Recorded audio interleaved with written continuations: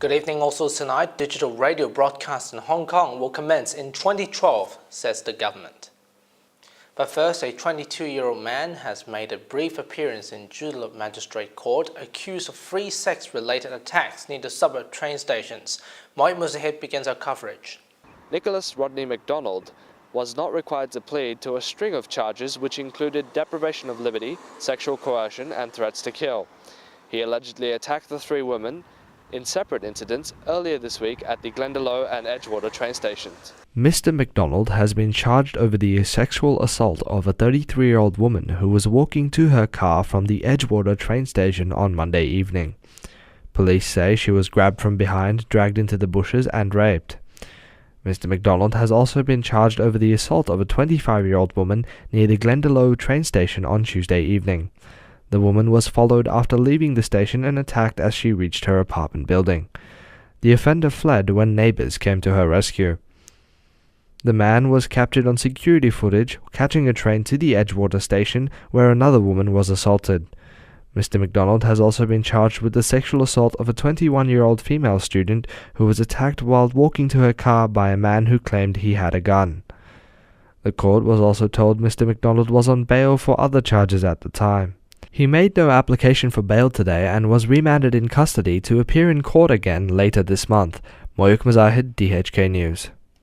The Curriculum Council's proofread procedures are under the spotlight for the second time in a week after a print production error in the Year 12's economic exams. Richard Lee has the details. The council says supervisors at 6 different centres detected an error in some of the Stage 3 economics exam papers yesterday, shortly before students were due to sit it. A section of the Stage 3 modern history exam papers had been substituted for part of the economics exam. The council says it took about 40 minutes to correct the error and fewer than 50 students were affected. It comes just 2 days after an earlier blunder. On Wednesday, a political cartoon in the history exam was incorrectly labelled as being drawn in 1915, not 1925. The Education Minister Liz Constable says she's angry at the second error, and she's asking the council to check all upcoming papers again. Richie Lee, DHK News. The federal government says it's not going to back away from its plans to house up to 1,500 asylum seekers at Northam in Western Australia. An angry meeting of residents last night vows to continue to fight the plan to use a disused army camp near the town, 100 kilometers northeast of Perth. They are concerned about the security risks and the impact on the town's health and education services. The Immigration Minister, Chris Bowen, says he's willing to listen to concerns, but he will not change his decision to establish the detention centre. Some people at the meeting raised concerns about the security at the site, but Mr. Bowen says there's no need for the residents to be worried. The Hong Kong police have submitted their full report on the investigation into the deaths of 8 Hong Kong tourists taken hostage on Manila bus to the coroner. It's now up to the coroner to decide whether or not to hold a death inquest. The report was compiled following investigations by the police in August in the aftermath of the tragedy. A delegation from the force was sent to Manila on 4 occasions to gather evidence. The Philippines has completed its own report earlier, leading to formal charges being laid against 4 policemen.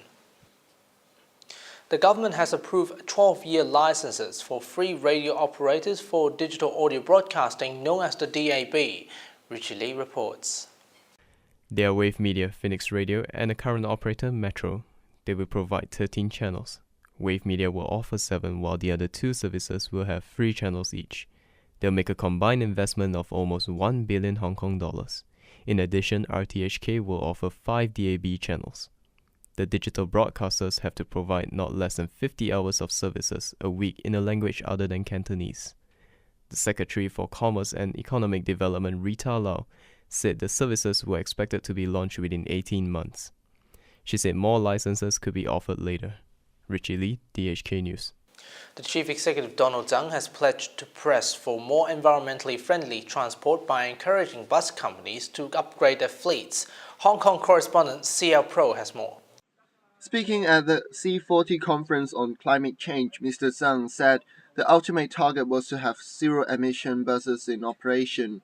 He also hoped that 1/3 of carbon emissions could be cut across the territory in the next 10 years. The Secretary for the Environment, Edward Yao, said the government's plan to increase the supply of energy generated from nuclear sources was one of the ways to reduce carbon emissions. Mr. Yao was speaking after the environmental group Greenpeace staged a protest outside the C40 conference objecting to the expanded use of nuclear power. Mr. Yao said more public discussion was needed. Sierra Pro, DHK News, reporting from Hong Kong. The Japanese authorities say they are looking into whether online video clips that appears to show a Chinese fishing boat colliding with a Japanese petrol vessels were authentic.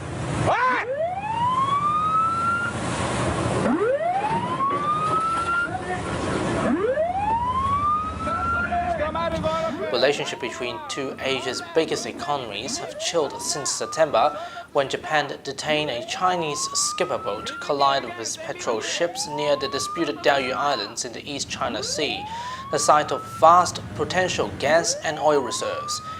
Coast Guard officials have determined that the 44 minutes of the footages will likely have to be leaked, Kyoto news agency quoted officials as saying. Hurricane Thomas has soaked crowded Haitian earthquake survivor camps as the re-strengthened storm headed north between Cuba and Haiti aimed fears of flooding and landsliding. Susan Scott reports.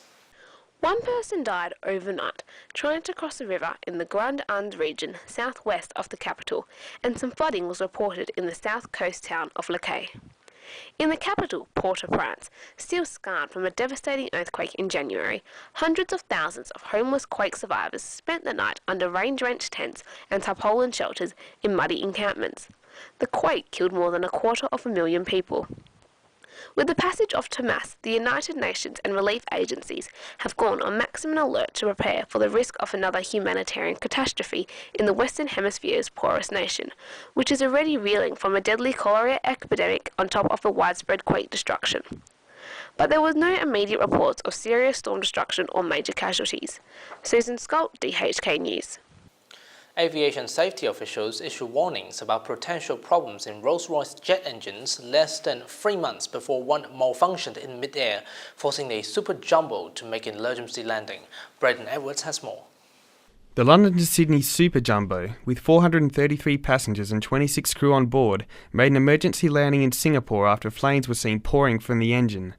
Frightened passengers spoke of debris from one of the 4 engines piercing the wing of the Airbus A380, the world's biggest passenger aircraft operated by the Australian airline. Passengers have said they were just happy to be alive after the plane landed down safely at the airport. They were reportedly shouting and crying with relief when the plane touched down. Qantas was warned by aviation safety officials about potential problems in Rolls-Royce jet engines less than 3 months before the incident this week. The European Aviation Safety Authority issued an airworthiness directive on August 4, stating there was wear beyond engine manual limits on the engines. They said the wear could lead to a loss of engine performance with the potential for in-flight shutdown and potentially unsafe conditions. Braden Edwards, DHK News. U.S. President Barack Obama has invited Democrats and Republicans congressional leaders to the White House on November 18 to discuss the issues that could be tackled in what remains of the year's congressional terms. Moy Mazahid reports. Obama said he had invited John Boehner, who is expected to be the next Speaker of the House of Representatives after the Republicans had gained a majority in Tuesday's election, as well as the current Speaker, Democrat Nancy Pelosi. He also invited Senate Republican leader Mitch McConnell and Senate Majority Leader Harry Reid, a Democrat. Obama said the focus of the meeting would be what to get done during the lame duck congressional session that goes on through the end of the year. A lame duck period is the time between a congressional session in November and the start of a new Congress in January. During that time, Congress operates, but with many lawmakers who have just been voted out of office and with no newly elected members except victorious incumbents. Obama also said he told cabinet leaders to absorb the message of Tuesday's elections, which swept Republicans to power in the House and in legislatures across the country. Morik Mazahid, DHK News. At least 58 people, including 7 toddlers, were killed and dozens injured when Indonesia's Mountain Merapi volcano erupted again, with score more suffering severe burns and breathing problems, official says. Braden Edwards has more. The latest deaths bring the total toll to almost 100 since the country's most active volcano started erupting on October 26. A spokesman in Yogyakarta said the evacuation process is still continuing.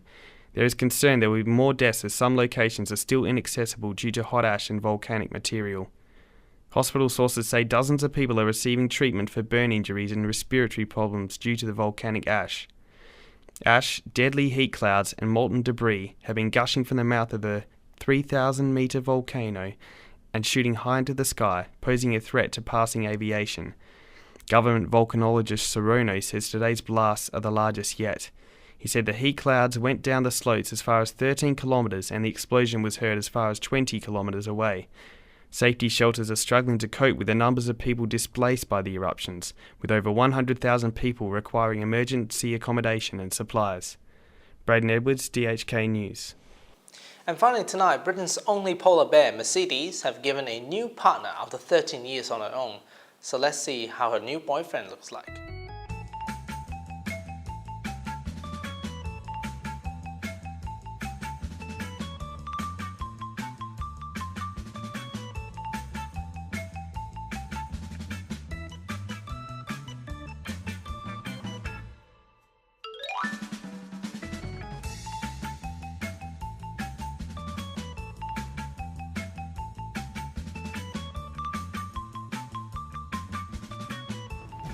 And those are the news from DHK.